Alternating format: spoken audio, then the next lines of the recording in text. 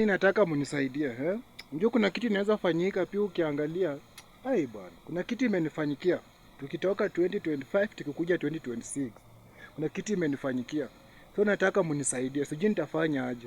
Sijui mtanipea mawaidha, sijui mtanipeleka wapi, sijui mtaniita interview, lakini kuna kitu imenifanyikia. Mkitaka mniite interview, mkitaka munisaidie, mimi niko ready kusaidika. Juu nataka kusaidika. Kuna kitu imefanyika date 31, 31st, tukivuka mwaka tukuja 2026 date 1. Hii kitu imefanyika, naweza waambia, lakini najua nyinyi mnaweza share. Lakini tafadhali my fellow Kenyans, msishare hii kitu bwana, msishare. Mnajua mnaweza share la mimi mwenyewe niaibike ama wewe uaibike mwenyewe. Unajua nini ilifanyika?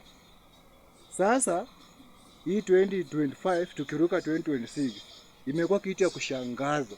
Najua hata nikikwambia pia utashangaa sana. Uko ready nikwambie? Haya, acha kitu unafanya.